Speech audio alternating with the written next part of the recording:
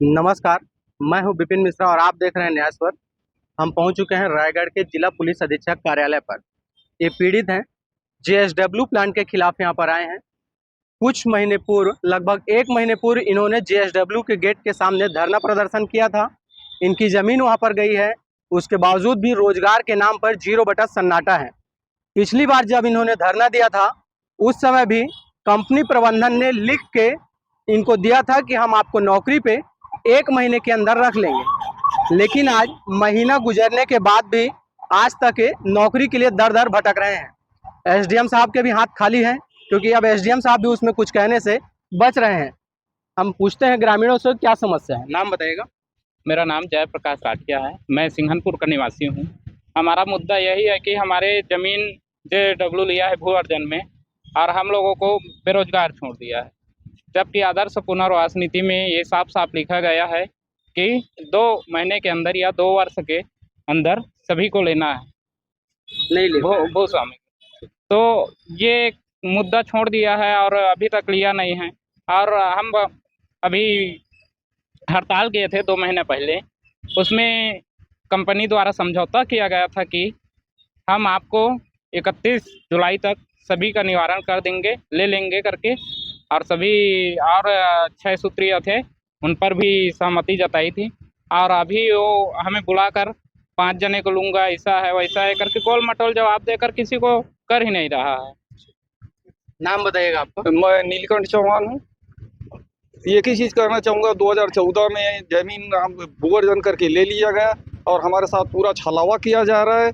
कुछ गिने चुने फूट डालो, शासन करो। कुछ व्यक्तियों को सामने में ला रहा है और ये बोल रहा है कि मैं 5-5 जने, क्या हम जैसे फूट पड़ेगा 5 जने को आज ले लेगा, 5 जने कंपनी में काम करेंगे, फिर हमारा साथ नहीं दे पाएंगे। यही नाम से कंपनी को फूट डालो, शासन करो नीति पे काम कर रही है कंपनी। और जो भी आते हैं बोलते हैं भैया मैं नया हूँ। 10 साल के बाद में ये जेएसडब्ल्यू हमारे लिए क्या किया? 2014 से लेकर के हमारे आदिवासी भाइयों के साथ में छला हुआ है। यदि आदिवासी भोले भाले नहीं होते और कोई उग्र व्यक्ति होते तो आज तक कंपनी इनको। और एक चीज़ अभी भी ये नहीं बोल रही कंपनी कि मैं जेएसडब्ल्यू में नौकरी दूंगा। एजेंसी क्या, फिर कोई कॉन्ट्रैक्टर में डालेगा?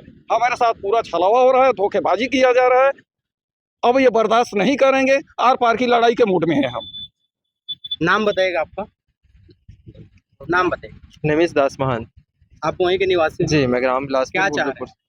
जैसा हम एसडीएम साहब के पास भी गए थे, उस दिन हमें मीटिंग के दौरान बुलाया गया था, तो एसडीएम साहब और नवीन ओझा जो जेएसडब्ल्यू के हैं एचआर, उन आए थे। उन्होंने कहा कि 31 जुलाई तक मैं जो है जितने भी भू अर्जन में गया है उनके व्यक्तियों को सभी को नौकरी दे दूंगा, 31 जुलाई तक करवा के दूंगा। हमें लिखित रूप में दिया गया है, लेकिन वो लिखित रूप का कोई मतलब ही नहीं हो रहा है। जैसा कि उन्होंने लिख के दिया था हमें, वो तो कोई काम का ही नहीं है, कोई मतलब का ही नहीं है। हम दर बर दर भटक रहे हैं। बोलते हैं कि इस डेट पे आना, इस डेट पे आना, मैं आप लोगों को नौकरी दे दूंगा। लास्ट में बोलते हैं कि आपको जो करना है कर लो, मैं आपको नौकरी नहीं दूंगा। ठीक है, तो हम लोग बोल रहे हैं कि हम लोग फिर से हड़ताल करना चाहते हैं जेएसडब्ल्यू गेट के सामने। हमें हमारा हक चाहिए, हमें और कुछ नहीं चाहिए। हम किसी को चोट पहुंचाना नहीं चाहते हैं, न ही कंपनी को बंद करना चाहते हैं। बस जैसा कि हमारा ज़मीन गया है उस हिसाब से हमें, जिस हिसाब से हमारा क्वालिफिकेशन है, हमें नौकरी दिया जाए। हम कहाँ जिएंगे, कहाँ खाएंगे? जैसा हमारा ज़मीन था उसमें हम खेती किसानी करके जी रहे थे। तो बस हमारा यही कहना है कि हमें नौकरी दिया जो आप जाए। लोग धरना दिए तो उसमें कंपनी प्रबंधक और कुछ नेता, दलाल नुमा नेता भी थे साथ में। जी, बहुत उन्होंने नेता। आश्वासन बड़ा दिया था, जी, तो उसमें क्या निकला?